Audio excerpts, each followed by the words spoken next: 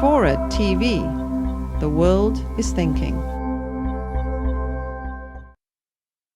And I would stress, for those of you who might be slightly confused by the topic, or the theme, or the title rather, the battle for affluence, this is not a battle about how we can achieve personal affluence. If you're wanting tips on investments, good time to buy, to let, or whatever, this is not the session for you, although some of the speakers, as you'll see from their biographies, could actually give you such advice afterwards, but not here.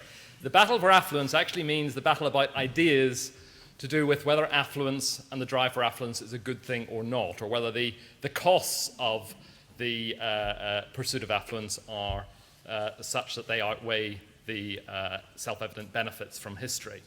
I'm recently returned from Malaysia, where I was visiting family there, and whenever I visit Malaysia or any other part of that very rapidly developing Asian region, it always reinforces for me what I see as a paradox of the world economy today, which is, on the one hand, the world economy is much more combined in many ways than it ever has been. Things look the same when it comes to economic activity. Production is more widely dispersed, and similar forms of productive activity more widely dispersed around the world. Technology is more widely located as well. Just about more and more of the surface of the globe is engaged in production.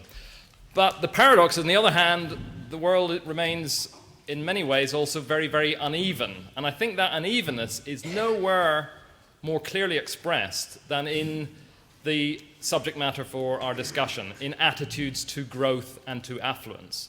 Because if you're in a part of dynamic East Asia, it's a fairly unambiguous support for more growth. Government statements will be about how we can maximize growth.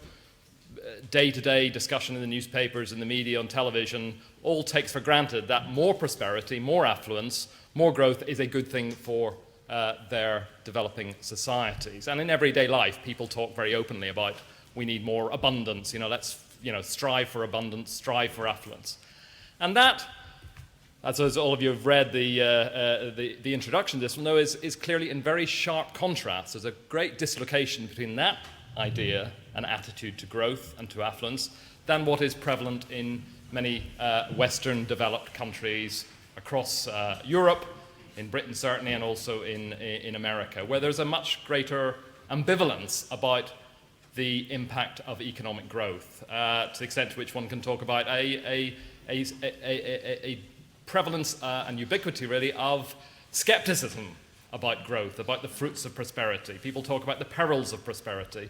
People talk, as one of our speakers has written a book, about the challenge of affluence. It raises real problems which need to be addressed, and that perhaps less is better in some ways, that moderation is better, that the endless pursuit of more growth, of higher living standards, actually can be counterproductive to human, to economic and social welfare. So that disparity of attitudes to growth is very much what we're going to hopefully be addressing, or we will be addressing in the rest of this session.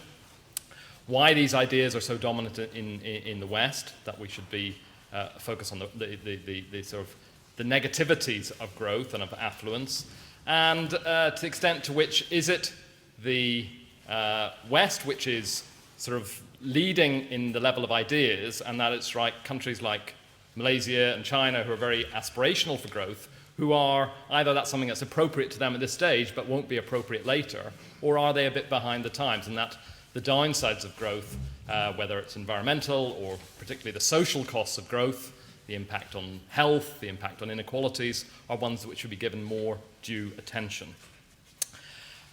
Usual format this afternoon, we have 5 speakers. I'll introduce them as they are about to speak. They'll have their up to 7 minutes. Then we'll have a bit of discussion on the platform here, and then, of course, the main event over to you, and to put the platform on the spot with their ideas, whether through questions or through putting forward succinctly, hopefully, your own points of view. First speaker is to my left here, so I'll introduce one by one as they're about to speak, so you can locate the bios to the people, is going to be Mark Easton. Mark is a journalist, broadcaster on, I think, just about every terrestrial channel, just about, nearly. Over time, yep. BBC, Channel 5, Channel 4. His work for Channel 4, I think it was work which helped win an Emmy Award for International News in 2003. He's now working for the BBC, and those of you who are avid viewers or look and see what type of ideas television is on will be very much aware that Mark wrote and presented an important series on happiness called The Happiness Formula earlier this year on BBC Two. Ran, I think, to six programs, I think it was, covering the wide range of the discussion about happiness. I recognise some of you who've just been in the previous session on happiness, and so Mark will give us a good bridge to that in some ways of the discussion about how happiness has become so central to discussions today as a way into the rest of the discussion. So, let Mark kick us off. Oh, thank you, Phil. Yes, I'm a journalist, so my job is to be shallow and provocative. So here goes. It was Woody Allen who said, "Money is better than poverty, if only for financial reasons." He didn't actually mean money, of course. Bits of paper with pictures of the Queen on, or a bit of plastic with a picture of a goldfish on. Poverty is not more bearable because you've got an octogenarian or a carp in your pocket. It's not affluence. It's not money that makes poverty better, but it's the opportunity that it offers. And it is actually quite important that we separate the stuff from what it does. The opportunities is about stuff you can buy: a roof over your head, food in your stomach, clothes on your back. Life's a lot better if you're safe, warm, and fed. But we've got past that point, way beyond. We've never been richer. A roof, the price of an average house in Greater London now is £318,000. Clothes, take a look at Selfridges. In their toddlers section, they have a Dolce & Gabbana white leather motorcycle jacket costing £205. Food, 24% of us are clinically obese. We've got so much money now that food, clothes, and housing are not the biggest outlay anymore. Now, the biggest category today is leisure. Almost £1 in every 5 that we spend, and that's not just the rich, that's right to the poorest in our society. 20% goes on fun. We are pleasured up at every opportunity. How would Sir like his coffee this morning? Cappuccino, Americano, latte, mocha, frappuccino, macchiato, decaf, half caf, no caf, short, tall, grande, a bucket, sugar. Our every wish is granted, but we're not happy, or at least we appear to be no happier than we were 50 years ago when we were a third as wealthy. In America, the evidence is that, if anything, they're getting a bit more miserable despite their fantastic wealth. All the scientific data, and there really is plenty out there, shows that in developed Western nations, money just doesn't do it anymore. Getting richer doesn't mean getting happier, which is a bit of a problem. Because economic growth is the aim of our government, of almost every government. It is, if you like, how we measure human progress. And yet the theory that has made economic growth the central ambition of human societies turns out to be wrong. Not my words, the words of Professor Daniel Kahneman, who in 2002 won the Nobel Prize for economics. And I met him earlier this year. It was an interesting meeting because I said, "Could I see your Nobel Prize?" And he looked very, very excited and went dashing off to a drawer, looked in the drawer, and it wasn't there. Now, a Nobel Prize is a big fat bit of gold, and he got slightly worried, and we were doing a television interview, and we were running out of time, but he refused point blank to do the television interview until he'd found his bit of gold, which, thank goodness, he did find about 20 minutes later. Anyway, it sort of cuts across what he told me, but anyway, this is what he said. It is... It is an assumption of economic theory that if you increase the number of options available to people, you give them more utility. You make them happier. Except, he said, it's wrong. It turns out that by adding to the options that people have, you make them less happy and not happier. So Tony Blair, are you listening? Big cheese economist says choice makes people unhappy. Consumerism, it turns out, doesn't work for three powerful reasons.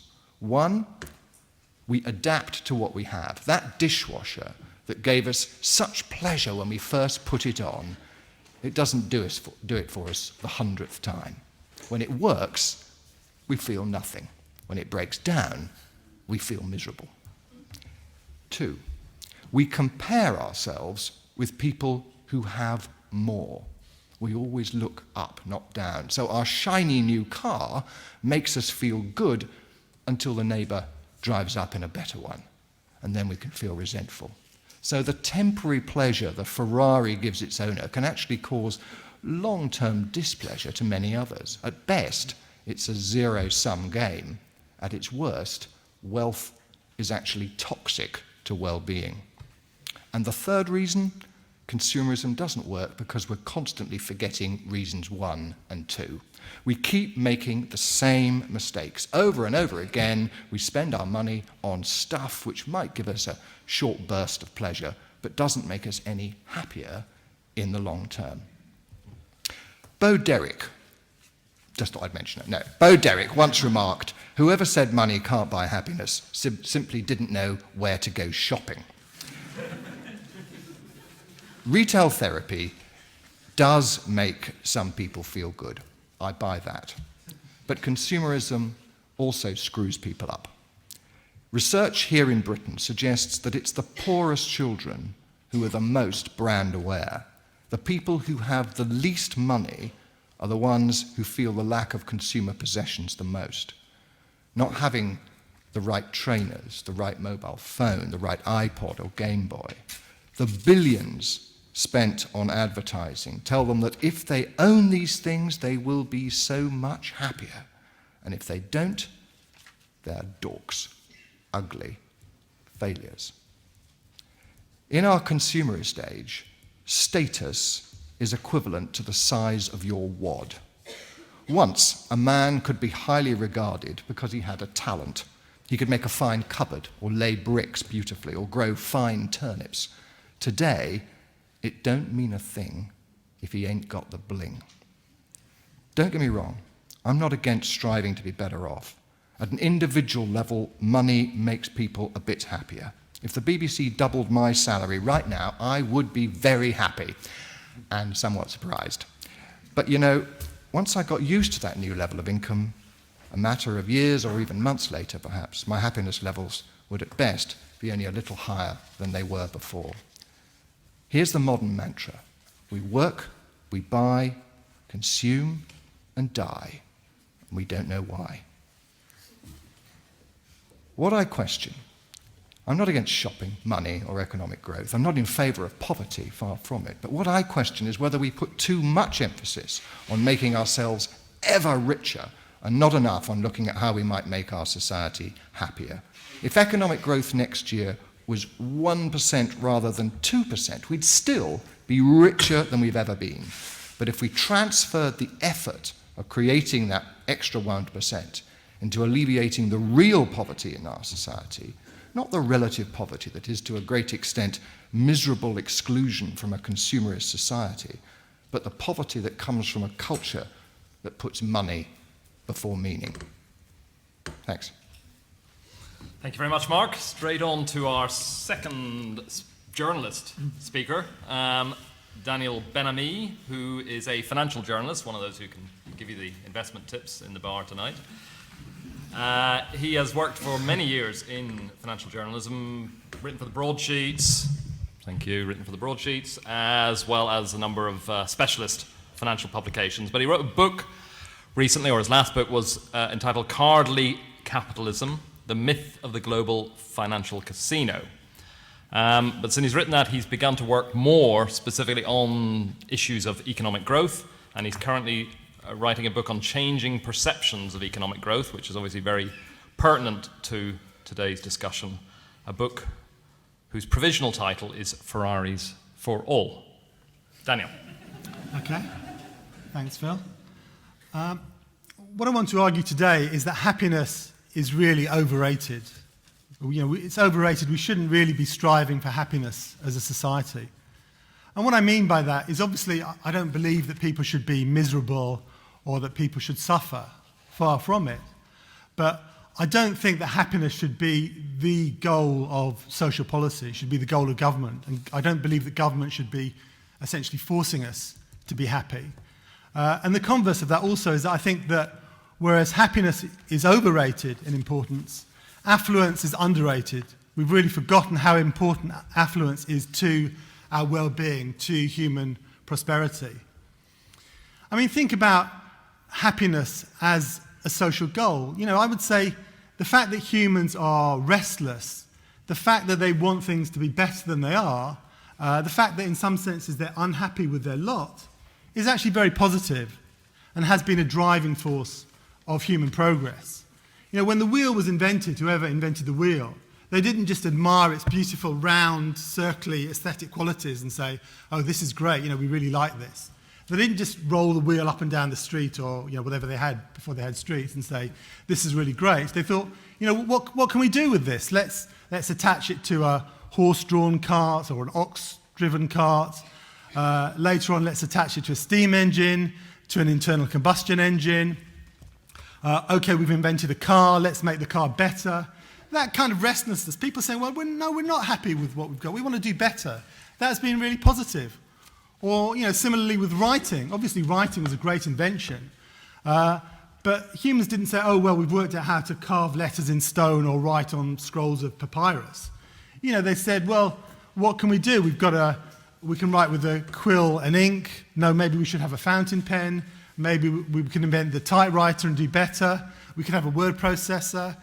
We can work out other ways of communicating like the phone, the mobile phone, texting and so on. All the time, human progress has very much been driven by people being unhappy with their lot in many ways, unhappy with society, wanting to make society better. So we shouldn't make happiness a social goal because in many ways unhappiness is a very good thing. And one reason it's a good thing is that happiness has driven us to become more affluent. And I think we've forgotten just the staggeringly positive impact affluence has had on our lives. I really unfortunately don't have time to go into the details of statistics. Maybe Nick will do that in his talk, I don't know. But longevity has increased enormously as a result of us becoming more affluent. Not only do we live longer lives, we live healthier lives. The average age of the onset of serious diseases has increased enormously as a result of affluence. We've got a lot more leisure time. We work, despite the fact people are constantly moaning now about how hard they work. In fact, if you look at the figures, we're working far shorter hours than we were historically, and we have a lot more leisure time. We're cleverer than we were. IQs have gone up consistently over time. We're bigger than we are. Physically, on average, people have got bigger as a result of affluence and a better diet. And I would argue that science and culture, if you want to see the advance of science and culture, that's closely related to the progress of economic development and economic growth. So we've benefited enormously from affluence, and I think a great tragedy is that we've forgotten about these benefits to a large extent. Now, I suspect that Avner, for example, and Mark will probably agree with a lot of what I've said, but then they'll say, well, we've now reached the stage where affluence has run its course, and it's not that helpful anymore. And I would really dispute that. I would say we've got a long way to go, even in the developed West, to benefit more from affluence. It's obviously clear in relation to the third world, where you have a global population of about 6.5 billion people, and you have almost 3 billion people living on less than $2 a day, £1.20 a day roughly if you use current exchange rates. Almost 3 billion people. Over 1 billion people living on less than $1 a day. So it's very clear that literally billions of people in the world could do with a lot more affluence and economic growth. And I don't think we should be attacking affluence and growth in an environment when so many people in the world are still impoverished. We should be arguing for more, not for less. And even in the developed West, Phil talked about the demographic problem, which he's written about a lot. I would agree with him very strongly that there is no demographic problem. The idea that we're an aging population, therefore we have fewer people to support dependents. This is a worry that's constantly concerning Western politicians, the same people who often talk about happiness as a social goal, the same people. It's nonsense. There is no economic problem. There is no demographic problem, rather. As long as we get richer, as long as we have economic growth, then we can afford to pay dependents, whether they're elderly people or disabled or whatever, people who are dependent in any way. If we have more affluence, we can afford to give those people decent living standards and support those people.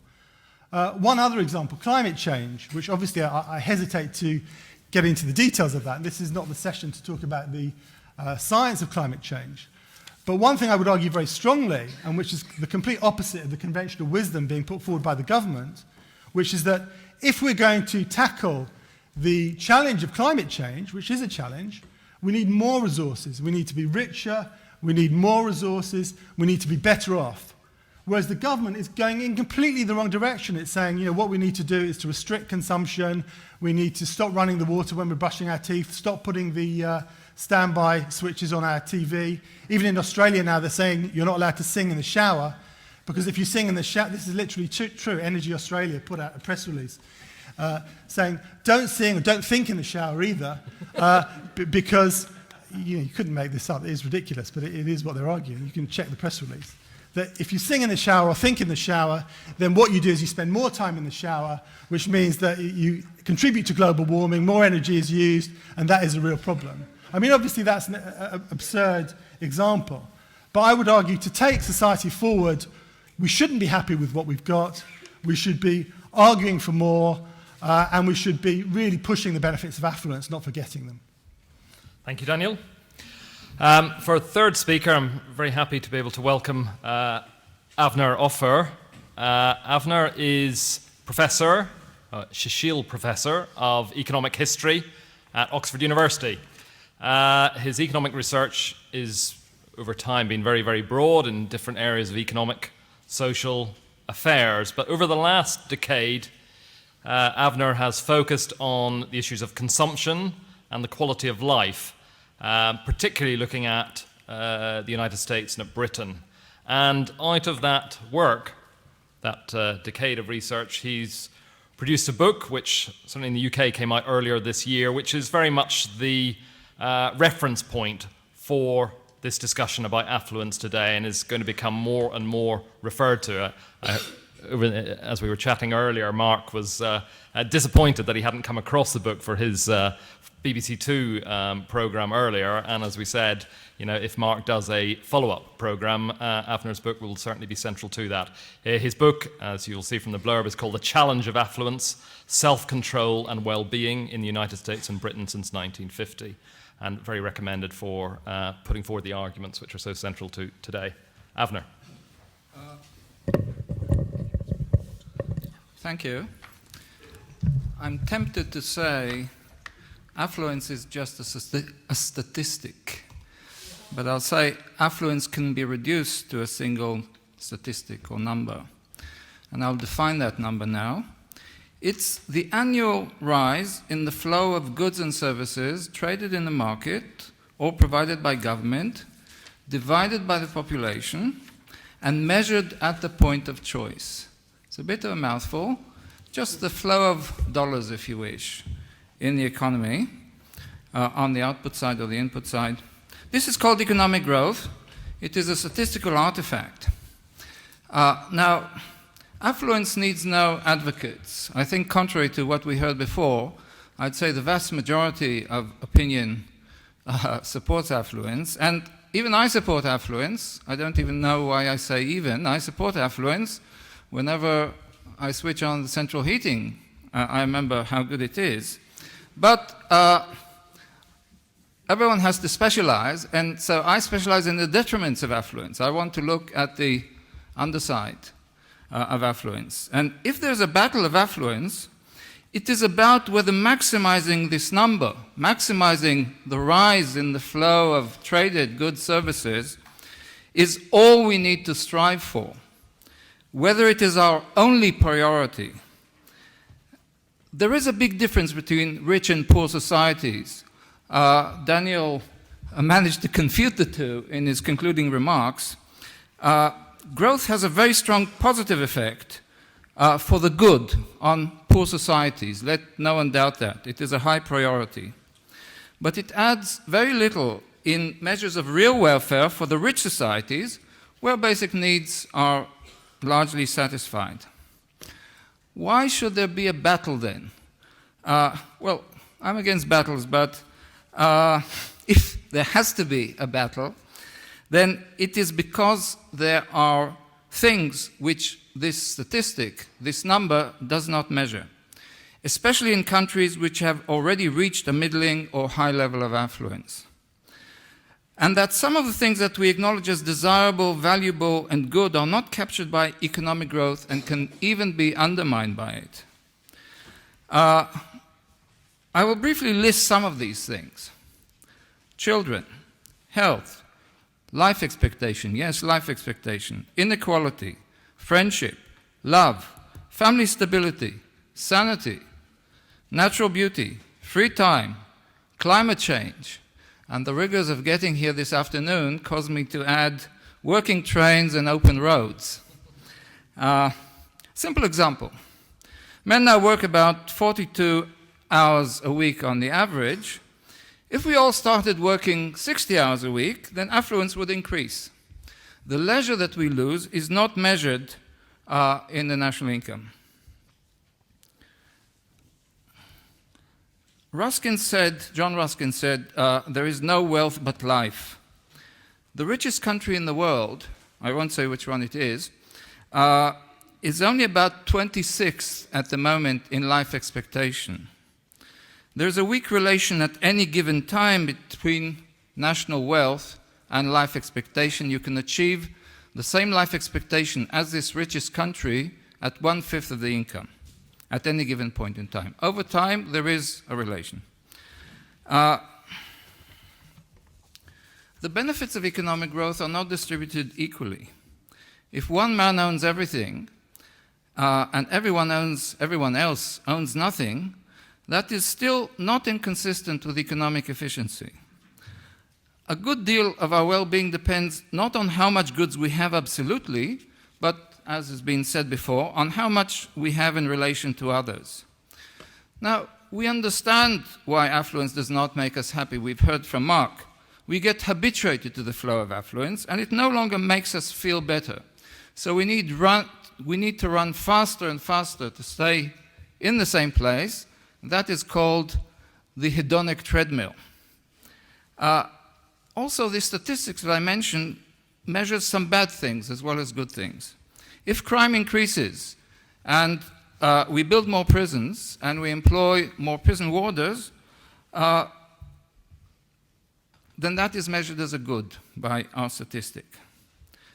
Now, in some respects, I actually part ways with the happiness advocates, with Lord Layard, even with Danny Kahneman, to the extent that I also don't think that it is the job of government to make us happy. The reason is that most people in affluent societies already describe themselves as either happy or very happy. So making them even happier would be extremely expensive, and there's not much scope for doing this. The reason there isn't scope for doing this is that happiness doesn't respond to money. So if we invested large resources in trying to nudge happiness just a little bit, that would be extremely expensive. And you can see this from the pay races that chief executive officers run among themselves, how they need enormous increments of income to feel just a little superior to the next chap.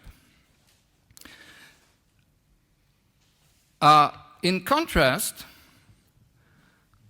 it would be much more effective to target the small minority that are unhappy or very unhappy.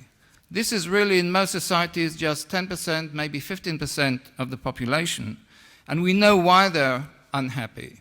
They're unhappy because they might be lonely, they might be poor, very poor, or they might be in poor mental health. There is a considerable overlap between these three categories. Most suffering within rich societies arises not from having less, but from having less than others. It is relative rather than absolute income that counts. And this implies that we would have less suffering if we had more equality. Economic growth only measures what can be exchanged for money. but the value of some goods actually depends on their not being tradable for money. For example, friendship or love. The most important source of well-being is not commodities, but human attachment. Our main objective is to feel good about ourselves. Now, how do we get to feel good about ourselves? If someone else feels good about us. And how do we get them to feel good about us? We feel good about them. And we do this out of our own free will. We give them our own goodwill in return. That is the logic of family life, of love, of friendship, companionship, which would be destroyed if they had to be paid for in money. I call this the economy of regard, which is not captured by our measures of economic growth. It falls outside the market because market trading would destroy it. And this is actually quite a large sector of the economy. That is how, for example, children are produced. Without the production of children, this whole growing economy would simply grind to a halt. So it depends on this input from the non-market economy. Yes. Giving a high priority to... Sorry, I have 2 more minutes on my count. 7 minutes? With different watches, but please carry on. Giving a high priority to financial success, high status, projecting a good image, is called materialism. Extensive research in the 1990s found that those who are highly focused on materialistic values had lower personal well-being and psychological health than those for whom materialistic pursuits were relatively unimportant. Strong materialistic values were associated with the undermining of well-being, low life satisfaction and happiness, depression and anxiety, physical problems such as headaches, personality disorders, narcissism, and antisocial behavior. And there are 2 pathways into this condition. One is internalizing social models that encourage materialistic values, like advertising, or growth advocacy maybe. The other is experiences that induce feelings of insecurity, like a deficit of social connection. Finally, economic growth is measured at the point of choice, at the point where we buy or we sell. Psychological research shows that we have a powerful innate bias towards immediate gratification. And that that undermines our long-term well-being. How do we overcome this myopia? We rely on established institutions, established norms like school, marriage, the law to help us overcome these biases. The promotion of... Okay, I'll skip something here. So, to conclude, affluence in general is good, but it is not reliable as the sole measure of well-being. We need to make sure that we devote some of the resources of economic growth to making sure that the unmeasured harms do not overwhelm the measured goods. Thank you. Thank you. Thank you very much, Avner. Straight on to our 4th speaker and our 3rd journalist, Jenny Davey, who works for The Times, which, as I'm sure you're all aware by now, is one of our main headline sponsors for the weekend. Jenny works in the business area, business journalism. I think her speciality particularly is residential property, so perhaps she can't help you on the buy-to-let investments. I don't know. Anyway, Jenny's been working in that area for a number of years now, and obviously meets a lot of people who produce affluence and aspire to affluence. So, Jenny. Thanks very much, Phil. As Phil said, as a journalist, I probably spend quite a lot of time rubbing shoulders with some of Britain's wealthiest entrepreneurs, and they seem to have quite a glittering array of yachts, helicopters, second homes in France. And so I've decided that, although I can't afford any of these things myself, that affluence is probably a good thing for society, and we should all be demanding more of it, not less. Joking aside, we've heard that affluence is a problem and that more stuff doesn't necessarily make us happy.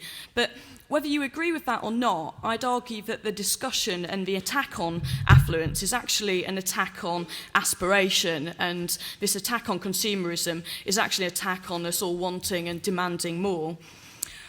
Secondly, I'd argue that this picture that companies and businesses and are all kind of rampant capitalists striving to deliver more growth, and that I think, as we heard earlier, that affluence needs no advocates, is not a picture that I recognise. Instead, businesses today, I would say, seem to spend more time arguing for caution and restraint than necessarily pursuing recklessly some kind of headlong rush for growth. And lastly, I'd argue that this increasingly cautious mindset adopted by business and the emphasis on restraint and limiting growth will actually have quite damaging long-term consequences for our society. As Daniel pointed out earlier, I would argue very much and concur with a lot of what he said, that economic growth and creating affluence used to be seen as central to human progress, and that in the West, particularly, then economic growth and affluence have generated enormous social benefits. We all have, as we heard, had higher standards of living, we own more things, and we've got more free time and opportunities. At least at a very basic level, affluence removes poverty, but at a higher level, it gives us more choice.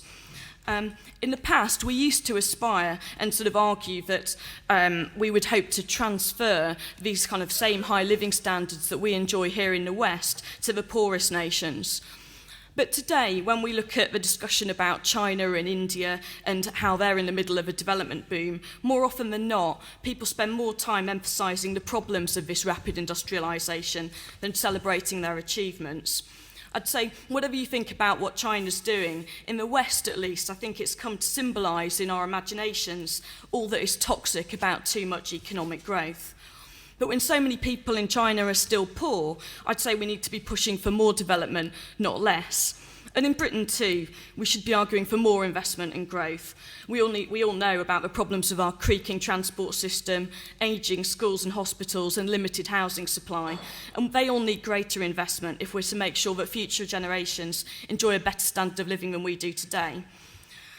As I said, you'd think from the caricature of this debate that capitalists were all kind of striving Gordon Gekko style to meet the demands of these sort of greedy, rapacious consumers. But as a business journalist, then speaking to companies, I find that these days companies are increasingly embarrassed about championing what they ought to do best, which after all is trying to make as much money as possible. Increasingly, they emphasise the need for restraint and caution. And while they would never explicitly argue that growth is problematic, they would all say that growth must be sustainable and it must be managed. I was speaking to Sir Digby Jones, the former boss of the CBI, the other day, and he was saying that people are still saying we want growth, but the point is that it's not growth at any price. And I think that sums up the sort of common mood at the moment. Setting out visions for expansion and innovation used to be a regular feature, I'd say, of company presentations. Now, business leaders seem to celebrate delivering a boring set of financial results as an achievement in and of itself. I remember talking to the chief executive of one of the biggest house builders who was getting fed up when he said that we weren't going to be able to write about his company's results in the paper. He spent the next few minutes talking about the fairly pedestrian profit growth that he delivered and said that this was great because it represented solid, long-term, sustainable growth and that his company was much less risky than it used to be. All well and good, but surely that should be a stable bedrock to build upon, not an end game in itself which should be celebrated. James Harding, the new business editor of The Times, said to me that to be boring in business today is regarded as a compliment, which I think is right. I'd argue that a business culture which is self-consciously based on limits, though, and which aims to restrict the scale of its own growth and shuns dynamism, is a cause for real concern for us all. Instead of boasting about how much money they'll make and how fast they can develop, many companies instead would probably prefer to stress how moral and upstanding they are. One example of this, the Red campaign, I don't know whether people have seen this, it's something which Bono and big pop stars are backing, but this is backed by a whole range of big companies like American Express and Motorola. And it's just one example of the kind of socially responsible initiatives that business would prefer to talk about today than their core business. A proportion of the profits from this goes to, from sort of selling red products like T-shirts and sunglasses, goes to charities in AIDS relief and other sort of overseas charities. As Gerard Baker, the US editor of The Times, pointed out earlier this week in a good article, then these initiatives seem a strange kind of accommodation by companies with basically organisations who think the business of capitalism itself is fundamentally evil. And signing up to these kind of initiatives seems to implicitly imply that companies are acknowledging that their main activity, selling things people want for profit, is something which is immoral and needs to be counteracted by shows of real goodness. There seems to be an idea today that it's socially responsible to make money. Rather than resisting anti-growth ideas, I'd argue that companies are in fact actually adopting a culture of limits and restraint, which is in danger of nurturing and feeding anti-business sentiment. They spend more time working out ways to cut costs or be greener by turning off the lights at night or working out how they can, cut back on what they're doing than worrying about fresh investment, innovation or growth. I mean, one example of this is the changing attitudes towards development. You just need to look at the changing attitudes towards the development of dams. Throughout most of the 20th century, dams were regarded as a sort of potent kind of symbol of economic development, a physical manifestation of human mastery over nature. The Hoover Dam was the showpiece of the New Deal. But at the time, they were celebrated for taming floods, powering cities and making deserts bloom. But when China built the Three Gorges Dam, which was the world's biggest hydroelectric project and 5 times the size of the Hoover Dam, there was widespread opposition. Concerns about problems associated with economic growth are also evident in the broader discussion about China's rapid industrialisation.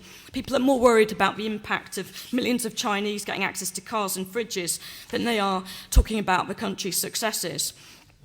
In the West, instead of demanding more investment, innovation and growth to solve the world's problems, many companies are actively embracing anti-growth arguments. But I'd argue that lack of ambition is not a virtue when it comes to economic growth. A dynamic and expansive business environment creates a more thriving, ambitious society as a whole. There's a danger that that significant development of any scale, particularly in the developing world, will be seen as a problem and will end up seeking to deprive ordinary people from enjoying the living standards that we enjoy here in the West. And unless we seek to upgrade and improve our own nation, we'll end up going backwards, not forwards. So in that sense, I'd contest the idea that growth is a problem and argue that less is not more, it really is less. Thank you, Jenny. And our final speaker, our fifth speaker, second professor, is Nick Crafts, who's Professor of Economic History at the University of Warwick. His main area of researches are into the very pertinent issue of the causes and consequences of long-term economic growth, and he's written many publications on that theme with a particular bent on looking at Britain's economic performance over the last sort of 150 years or so, 140, 150 years. I particularly draw your attention to an article that was published by the National Institute Economic Review by Nick in 2002, which is directly pertinent to this discussion.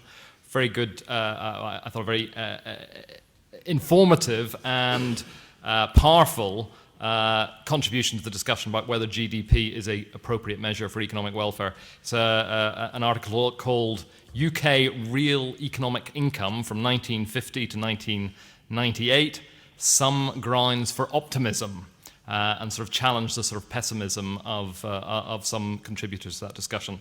So I recommend that to you, and we look forward to welcome Nick to speak now. Okay, thank you. There's good news and bad news about going last. The good news is you've seen the flaws in all your opponents' arguments. The bad news is they've pinched some of your best points. As you realise, I'm an academic, so my job is to be earnest and boring, to use lots of jargon, produce many statistics, and definitely tell no jokes at all.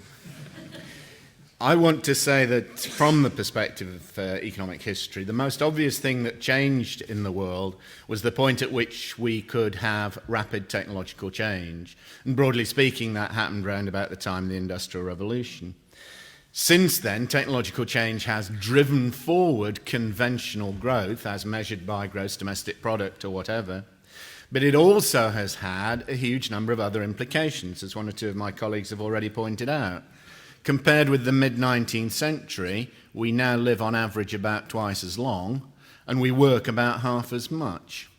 About 60% of the things that we spend our money on now hadn't been invented. We couldn't possibly have purchased them then.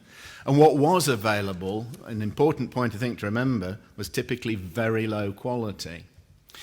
In 1850, it's reasonable to say that a 20-year-old male would have had virtually 0 expected years of retirement.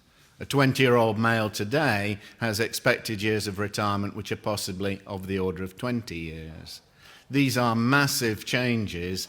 These are implications which say technological change may be at the heart of conventional growth, but it also tends to deliver a whole number of other things which people value very highly. The first thing that follows from that, it seems to me, is that the conventional measure of economic growth, GDP, considerably understates what we've achieved in the past in terms of the economy's ability to deliver things that people really want, including things like reduced mortality risks, greater leisure, and a massively increased variety of consumer goods and services. So we have, I think, in the past delivered. The fact that we haven't measured it very well is important. In particular, we've underestimated our previous growth, and we are in danger, I entirely agree with Avner, of focusing far too much on GDP as the conventional measure of economic growth now. What we should be doing is devising better measures of the moving forward of the average well-being, and that would have to include things like the value of extra years lived, reduced mortality, and so on. In that context, though, please notice those things are extremely valuable, but they are basically delivered by having conventional GDP growth. It is that which allows us increasingly to feed ourselves from somewhere else in the world.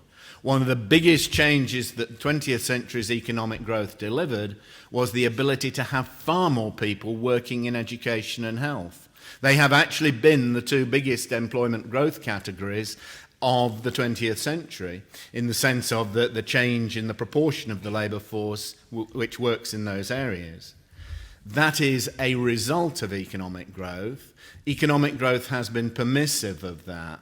What we might complain about, if we complain, is that economic growth has not been as well used as it could have been. But I really do strongly doubt that we want to have less education and less health in future. I think we want to have more, and I think we want to measure well the extra well-being, the extra consumer welfare, if you wish to put it that way, which comes out of those categories.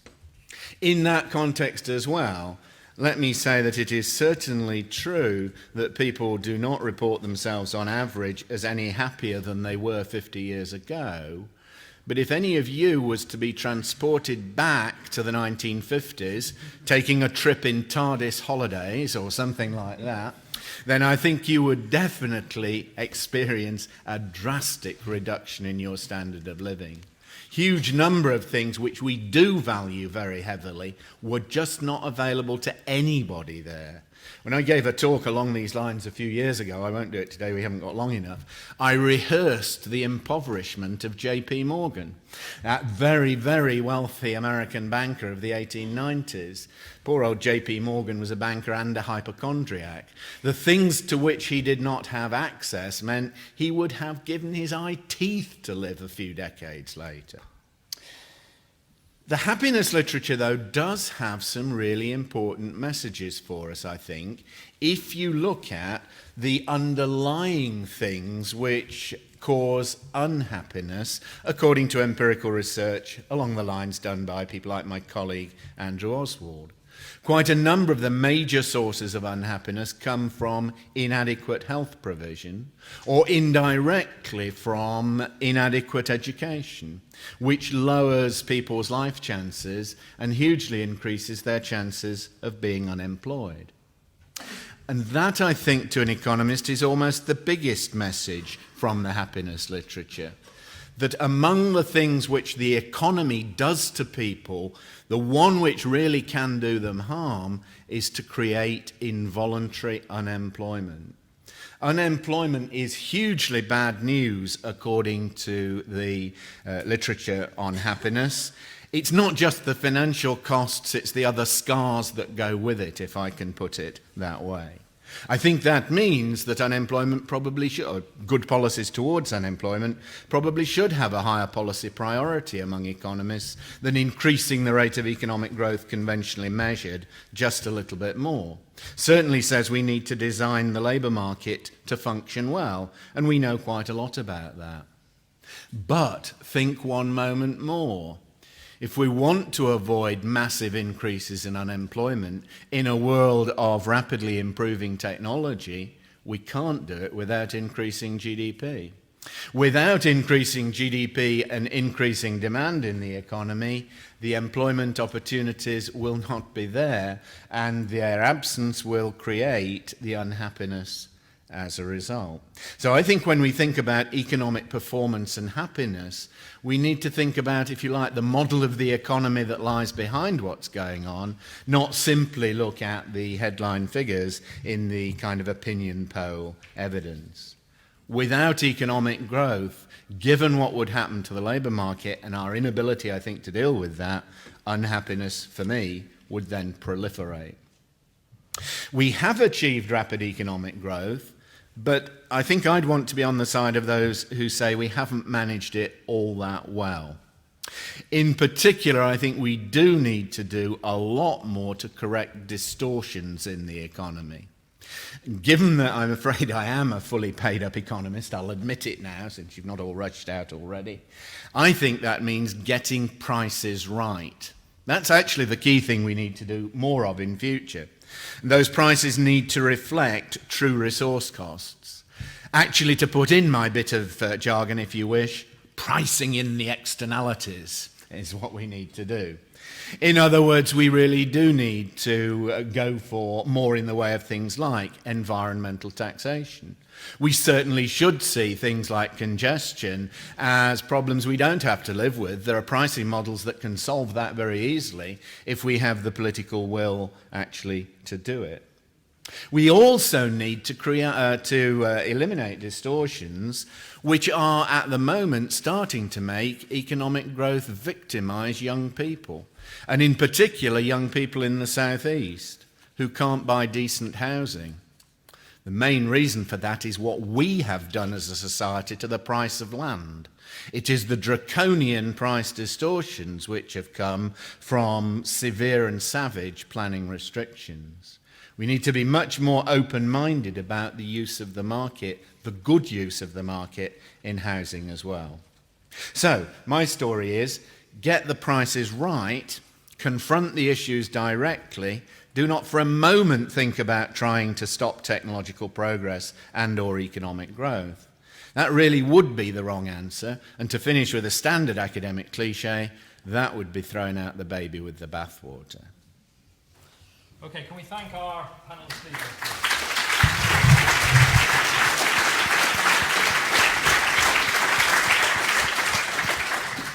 Okay, I'd like to kick off with Nick's main thesis, which I think is really central to the discussion, which was that non-material benefits or other forms of social progress, he particularly emphasized education and health, that progress in those areas is intimately bound up with material progress, and that seems to be an important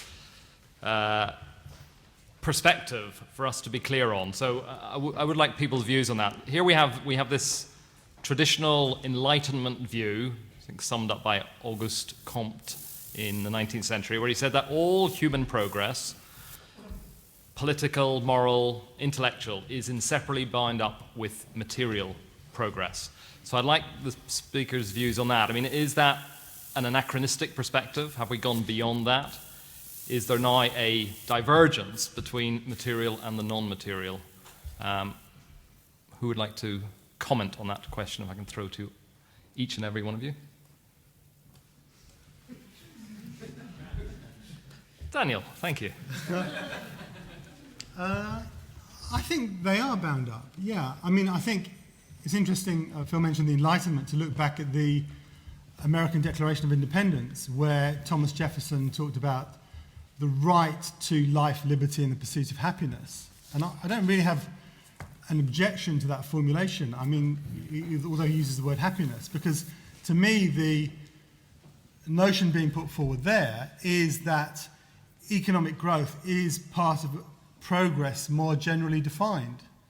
So that when you have economic growth, you tend to have scientific advance, technological advance, culture. People have more spare time, therefore more time to devote to culture. So without saying there's a kind of clear, simple one-to-one relationship, I think they are bound up together. I would say, I did feel though that Avner was trying to set a bit of a trap for me to say that I'm against love. I kind of sense that in what he was saying, arguing that there's an economy of regard and there are things outside the money economy like love and so on, which I'm kind of saying, no, forget about love, forget about other things, just concern yourself with happiness and money, which is not quite what I'm arguing. What I'm arguing is that as a goal of social policy, affluence is a key thing that we should be striving for. Love should be a personal matter. It should be up to individuals to decide who they want to fall in love with, how they want to fall in love with, how they want to fall in love, and so on. That shouldn't be a question of government policy. And one reason I object to the government's happiness agenda is that it's taking a lot of personal matters and making them subject to government policy. Thanks, Daniel. Mark, do you want to come in? I mean, you did make the point being richer doesn't make us happier, and you did allude to some of the sort of other features of life which may be undermined. Well, I'd like to pick up on something that Daniel said. Unhappiness is a good thing. You stand by that, do you? I think there's a real danger that we celebrate misery, that we think that somehow necessity is the mother of invention, that only if we have, some proles at the bottom of our society who are really having a piss time, that we're not going to advance. And in fact, it seems a slightly strange argument, if you're in favour of affluence, that affluence actually is something relative to people who haven't got something, and that we're achieving a society of affluence where you keep some people who aren't affluent and who are therefore unhappy and miserable in their lack of possessions in order that they might come up with something like the wheel. He mentioned a couple of things. He mentioned third world poverty.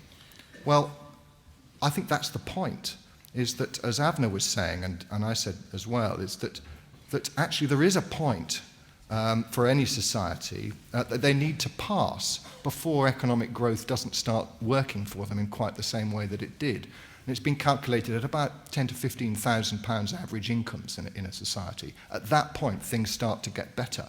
So, but actually, the argument is even more outrageous, because if we were going to deal with third world poverty, that might actually cut our affluence. So I'm in favour of cutting poverty in the third world, but that does mean that maybe we have to take some kind of cut in terms of our domestic wealth. And as for caring for the elderly,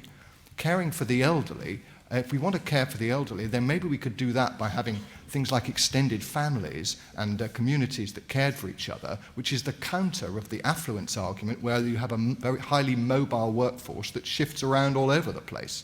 And I think there was a point that Jenny made, yes, an attack on aspiration. I'm not attacking aspiration, but I aspire for something different. I aspire to make societies better, to improve mental health, and yes, to reduce misery. Thank you. Can we get back to this, the sort of the material, non-material? I mean, you said GDP, Avner, doesn't measure some of the most important things and can actually undermine it. So. Well, that's not what I want to comment on, but... I'll keep pushing my questions and you can ignore them for the rest of the afternoon. Yeah. What I'd like to do is to pull us in from ancient history and to pull us in from the third world and to focus on what the real policy issue is. And I think that was possibly best expressed by Jenny, where she gave a picture, I have to say, I found it difficult to recognize, about all these depressed businessmen. Maybe the problem of depression is more serious even than I thought. But it seems to me the one word I'd latch on is her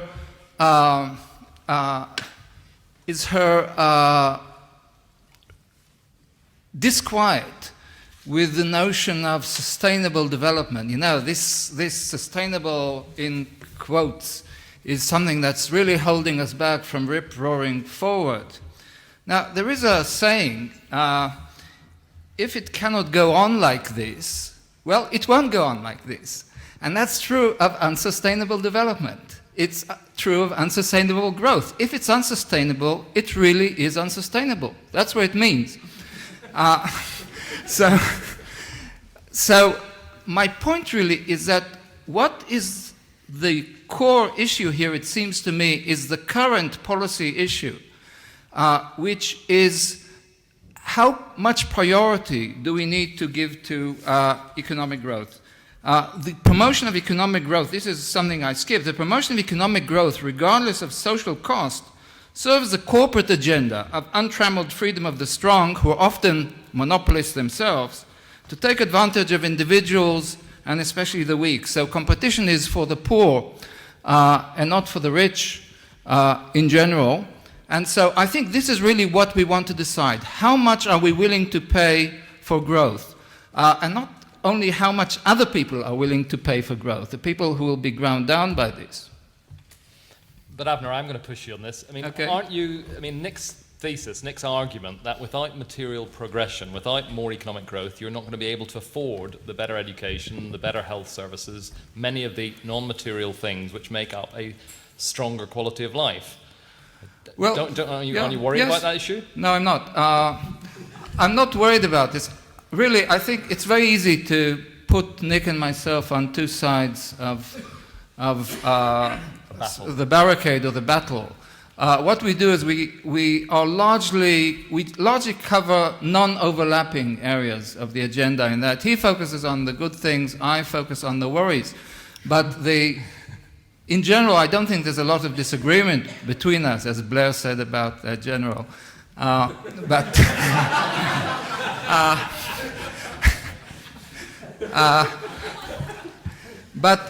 actually, let us look at this particular problem.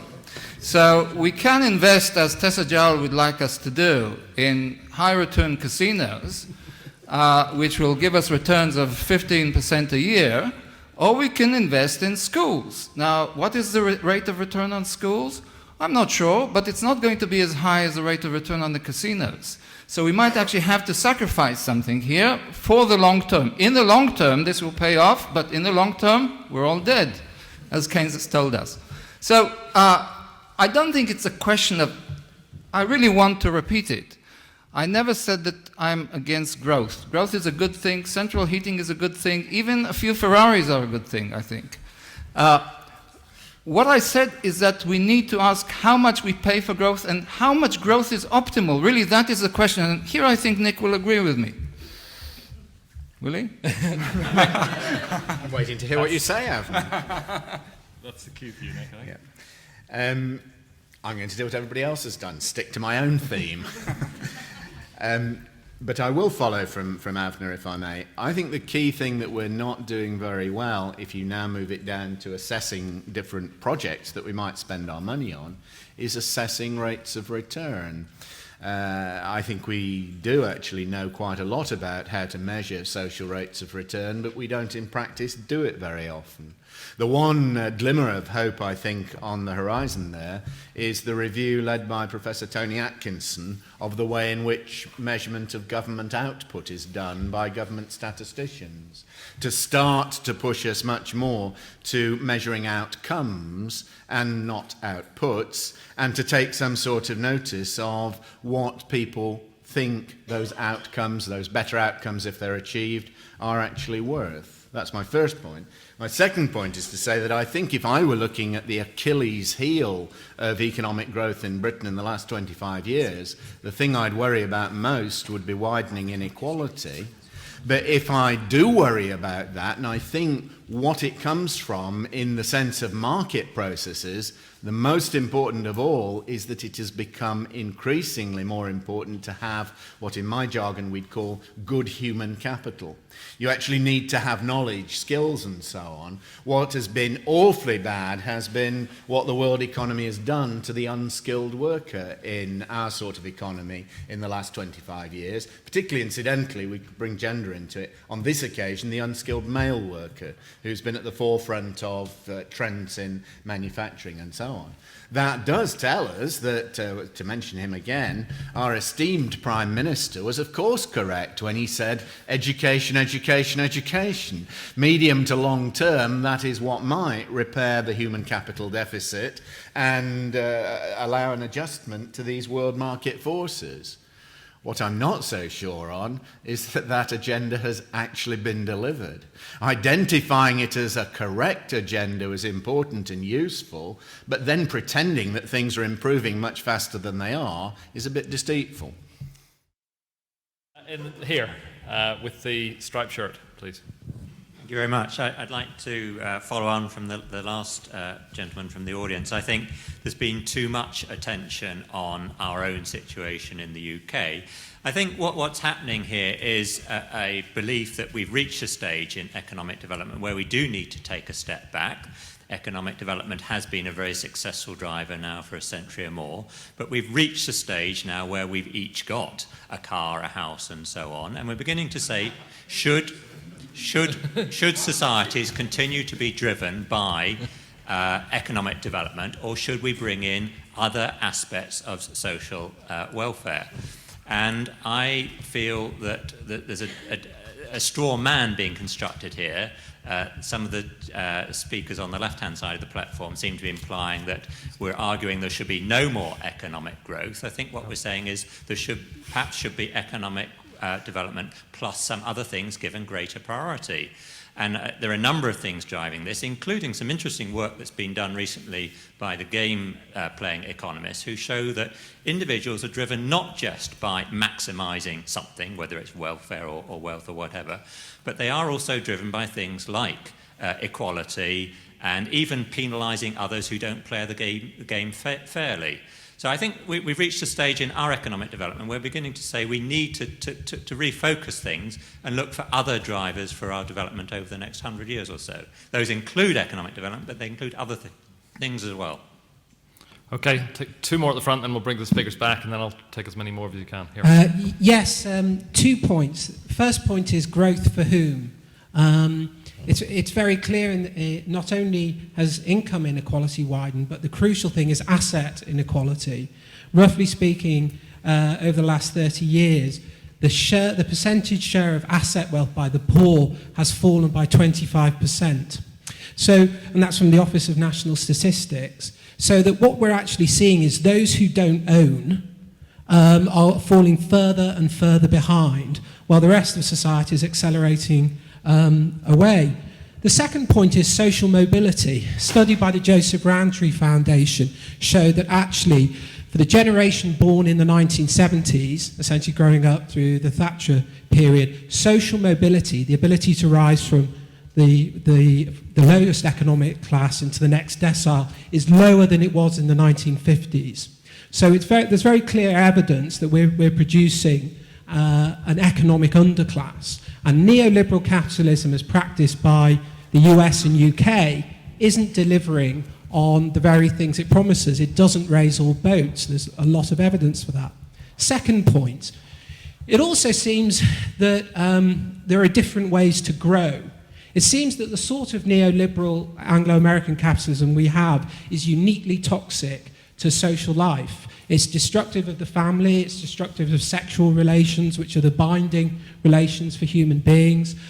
We've seen unprecedented destruction of all forms of non-state or non-market association, cooperatives, universities, local governments, any form of self-organising activity. And this is particularly detrimental for the working class. The working class have had their social institutions destroyed the most. So the point is can we conceive of economic growth in a different way than a neoliberal way? Can we grow in a way that isn't so toxic? One of the reasons we all like the Mediterranean is we go over there, they're rich, but they have families, they have extended families, they have a better civil life. Same in Japan, more capitalised than us, but they haven't undergone the abortion of their own social structures. And finally, on this round, the front here, middle. Yeah, it's a question for Mark, really. Really, do you think there could be other reasons for this sort of sense of social malaise that you identify, other than sort of increasing affluence and ascribing that as the cause of the problem. The atomisation of society, the breakdown of old institutions, whether it's trade unions or political movements, also a climate of fear promoted by the government, in my view. And I think that more government intervention around the issue of happiness is actually going to make those personal relationships between people more difficult, not easier. Okay, as I'm sure the platform knows, the reason we have a spread of questions, or were recommended by the organisers, is that then you can pick and choose. You don't feel you have to respond to everything, but hopefully there's something there that you might want to respond to. Avner? Yeah, please. Okay. I think the speaker rightly pointed to the housing market not as an example of affluence, but as a disorder of affluence. And it actually highlights the kind of dilemmas that we face.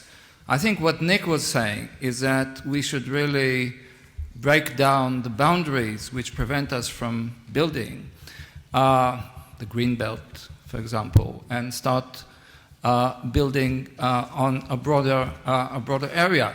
That will bring down house prices, but we will lose something that we used to have and something which we value very highly. And that's an example of the intractable dilemmas which growth throws up. If we weren't so rich, we would have less of this problem. There's another dimension to this, which is that the state has stopped building housing. We've stopped transfers through the financial system, through the fiscal system, to make housing affordable. Now, council houses acquired a bad name. Since they've been abandoned or bought up by the richest, by the best of, they've acquired even a worse name. But remember, even today, something like 20% of housing is occupied, is council housing. So there aren't easy solutions here. And the point is that we might need to sacrifice in this case, the market incentive, I think, in order to break through some of these logjams. Mark? Yes. I think that the speaker at the front here, who referred to what the argument is that we're having, was absolutely right. I don't think I or Avner are arguing against economic growth. The question is whether we should make that, if you like, the thing that we really strive above all else to get, try and get ourselves as rich as possible. The argument, we get as rich as possible, then we'll spend the money on the things, the old utility argument, we'll sort out third world debt, we'll sort out care for the elderly, we'll sort out housing, we'll do all these things.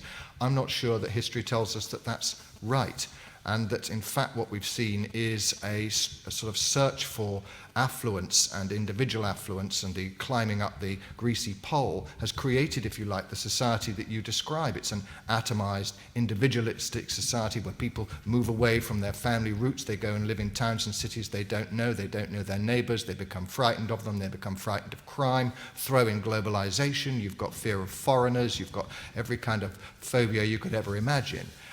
So I think mobility of labour, which is one of the great reasons why we were told to get on our bikes in order to increase growth. That was exactly one of the reasons that damaged social capital. So yes, I do think these things are entirely linked. But I think that in a sense, we are agreed. What we're looking for is a definition of welfare that goes beyond the strictly economic. And I think that was the point that Nick was making as well, which is that in the end, we can just say, well, look how big our wad is.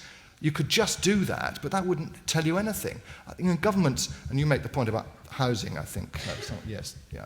Of course, governments have never only been about trying to make countries as rich as possible, and they certainly aren't now. We still, we do spend money on things that don't actually make us richer. The question is, how much should we do that? And I think that we look around at our society, and I think we could probably do a bit more of it. Thanks. Nick? Let me react to two of the interventions. Firstly, on the housing market, I am going to disagree with Avner now. It seems to me that if one relaxed planning restrictions, what we should do is take out of agriculture land which is worthless, essentially. Nobody gets amenity value out of that. People value green spaces in cities hugely. They're tremendously valuable. But around our cities, what actually is the alternative use of the land at the moment is agriculture which shouldn't even be in production. Because if we actually had rather freer trade, which would achieve some other goals at the same time, that land would actually then literally become derelict agricultural land. So I hope there are no farmers in the audience, because I'm going to describe that in the jargon as a potential win-win. I'd also like, if I may, just to turn to the person near the front who talked about a more global view and widening inequalities.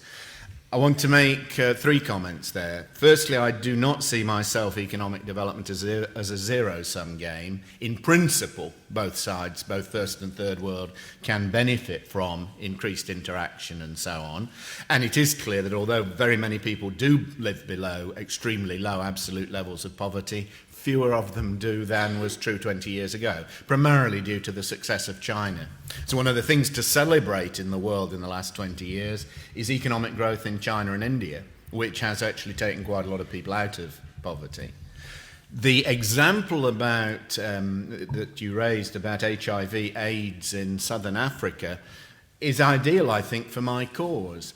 Until the end of the 1980s, the United Nations Human Development Index was rising rapidly for most areas of the world, driven in particular by increases in life expectancy. In the countries to which you're alluding, that's not only stopped, it's been dramatically reversed. We're seeing life expectancies that would have been 65 in the absence of AIDS, now down at 30 to 35.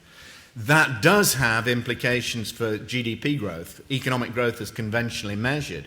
But if you measured growth in the way that I would want to do it, it has a far more devastating consequence because of the value that people would have lost from these reduced life chances. I wrote a paper on that for the IMF a few years ago, but it doesn't seem actually to have changed much. If it had changed anything, it would start to reallocate priorities within development funding, and you'd actually start to say, I've made quite a lot of difference to this country's real economic growth by addressing something which is, as you say, a disastrous health problem.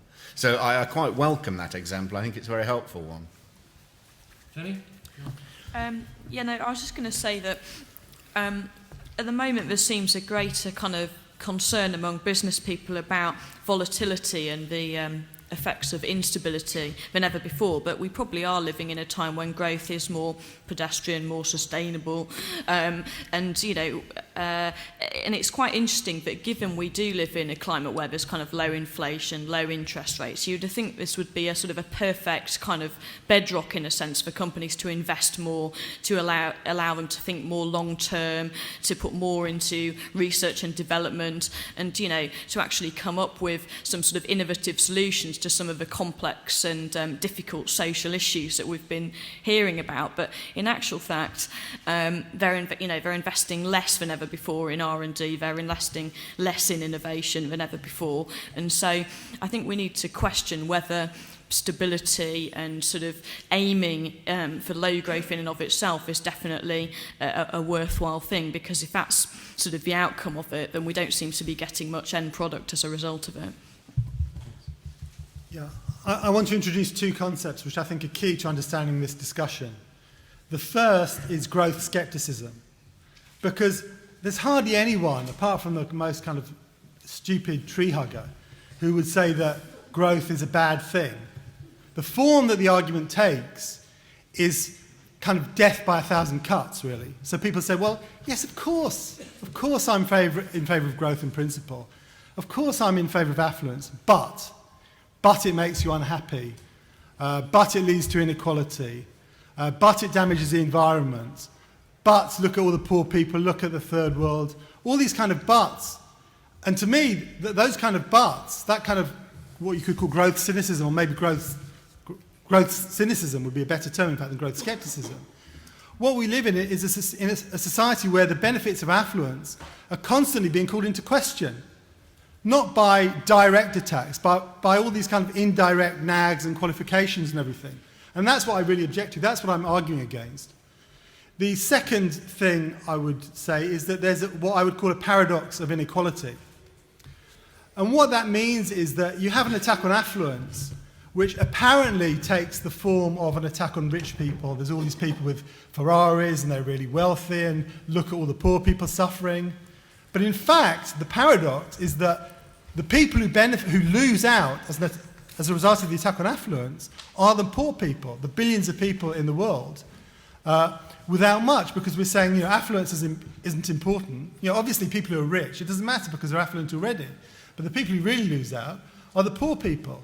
And in fact, inequality has been redefined, because what inequality used to mean, the people who strove to fight inequality, it used to mean raising up the level of the mass of society so that everyone had access to the best society has to offer. Now inequality is being redefined. When people raise inequality, they usually mean, well, we in the West should consume less, rather than people in the third world and poor people in the West should consume more. And I would argue the latter is the direction we should be going in. Okay, the format, as you know, is that the speakers are going to have a minute each, and we're very close to time. So can we have some quick-fire questions? And as I said, it'll be in the back half of the room, so no point in the front, anyone putting their hands up. Yes, the guy there. Thanks. I just wanted to attack Mark Easton and Avner Offer for this sort of, it seems a kind of a social autism, is that you talk, for example, Professor Offer, of this intractable dilemma in the context of what we do with the Greenbelt and housing. And then you talked about the collective we and the decisions that we have to make. But resolving that intractable dilemma means making choices that will affect different people in very different ways. So those people who benefit from the Green Belt will have to sacrifice that for the good of those who presently can't find decent housing, are living in cramped conditions. Those are the kind of choices we make. They're not intractable in the sense that it's something that we collectively have to decide to do, but they're intractable in the sense that there's real conflict that needs to be resolved. Yeah, person right in front of you. Yes, you. Hello. I just like to. It seems to me that there are two types of economic growth. One of which is always beneficial based on technology, which gives people more time, better healthcare, better education, which all the panelists agree on as being good. And the second type is based on using more resources quickly in order to keep up with people who are more affluent than you, which I think is where the disagreement stems from, or the battle stems from. And my question is whether the members of the panel think that there's a role for, whether they agree with me that one type of economic growth is better than another, and whether there's a role for government and society to encourage one type of economic growth rather than the other. And just next to you, on your left. Yes, I'd like to make a point really with regard to what Avner and Mark have said, because they seem to imply that the discussion that they're having doesn't have an impact on the developing world, and they seem to think that this is an isolated discussion within the UK. And actually, I think that the point that Avner makes with regard to the supposed mutual antagonism between inequality and well-being, and also another point that he makes, this supposed mutual antagonism between materialism and well-being, is actually a foil which is actually having a disastrous impact on developing countries. And this can be seen if anyone opens a textbook on development economics, or if anyone bothers to look at the economics of the World Bank today, because the discussion today is that inequality and the issues of inequality are actually being used as an excuse to impose low growth strategies onto developing countries in order not to achieve inequality. So the campaign against affluence is actually having a very detrimental effect. Okay, and I'll take just one more, unfortunately. Right in the middle.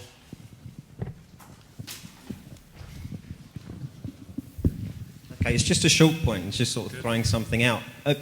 maybe by talking about affluence in terms of just money, maybe we're missing a point. Surely time is their most precious resource, and affluence to a certain extent does buy time, but why are we still working 40 hours a week? Why are we not working 20 hours a week? I wonder sometimes, not everyone, but a lot of people actually would carry on working 40 hours a week, whatever, because they wouldn't really know what to do with that extra time. Now, I don't know if this is just an idea off the top of my head, but does the panel think that's a problem? Is it a kind of, where does the West go next, or people in the West go next, that is actually part of the problem? Okay, I'm sorry to all of you who haven't been able to take. We're well over time, so 1 minute from each of the speakers. We'll go in reverse order. So, Nick. Let me just respond to a couple of the interventions we've just had from the back. Firstly, on the type of economic growth, is there good and bad economic growth?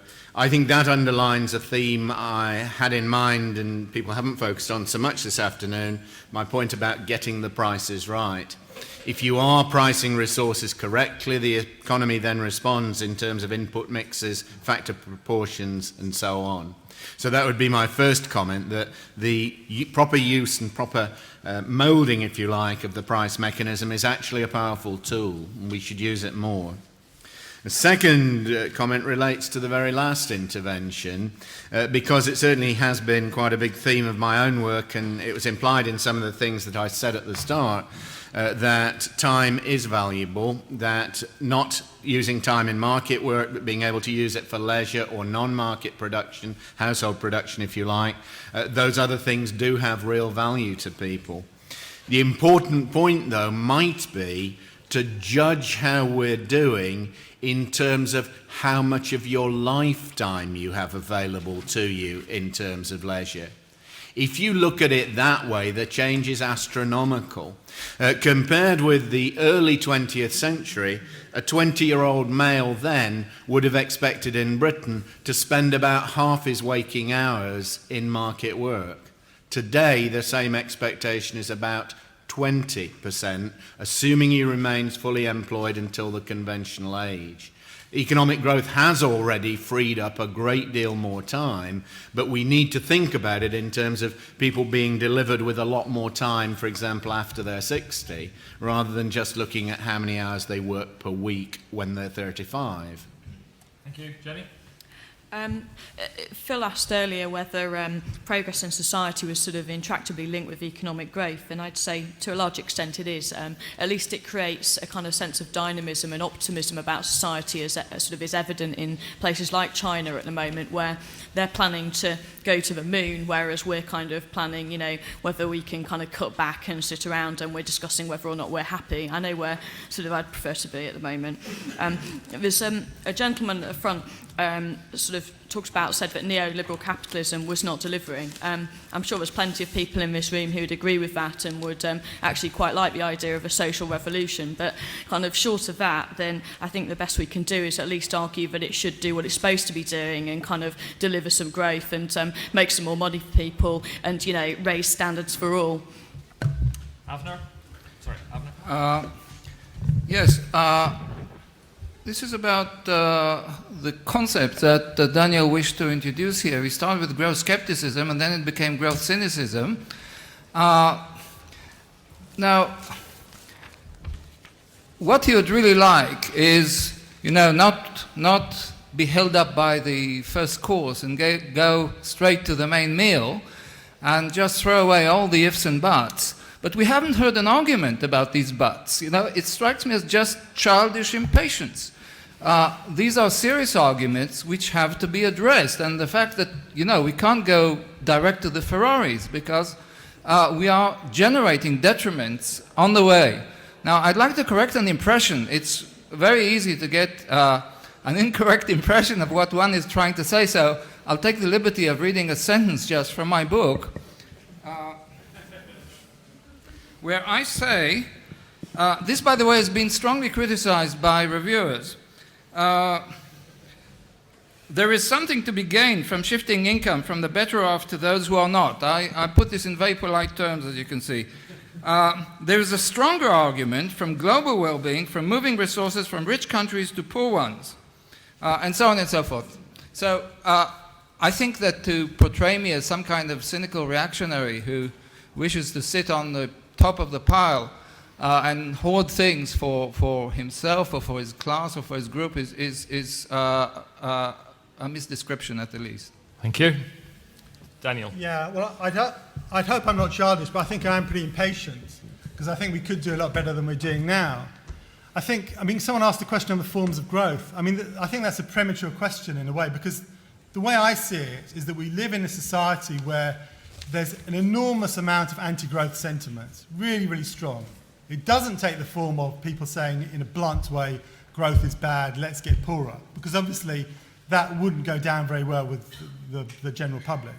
It takes the form, as I said before, of all of these qualifications put on growth. And the net effect of that is for people to be very anxious and nervous about growth and to see it in very problematic terms.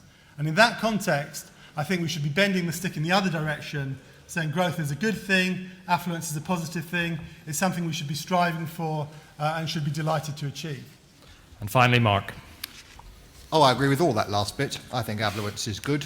I think we should strive for it, but I'm just arguing for a little bit of balance. But given my role as provocative and shallow journalist, I'm going to give you a little list of things that I would do tomorrow in order to get that balance better. One, we'd put more effort into improving mental health and countering depression, anxiety and stress in this country. Two, we'd stop advertising to kids because it makes many of them very miserable. Three, we'd have more bank holidays. Four, we'd encourage companies and individuals to recognise that highly mobile workforces, while good for short-term growth, are bad for social cohesion, family life, friends, trust, happiness and well-being. Five, I'd take steps to narrow the gap between rich and poor, both nationally and, yes, internationally. In short, I should worry less about carp and octogenarians and more about life satisfaction, fulfilment and, yes, reducing misery. Thank you, Mark. Can I thank Patrick Hayes, first of all, Patrick Hayes from the Postgraduate Forum of the IOI, who organised this session. And I know they, as a Postgrad Forum, invite you to continue the discussion with them, and they have many meetings. So I want to thank them, but obviously also I want to thank yourselves for contributing our top quality panel. So put your hands together. Thank you.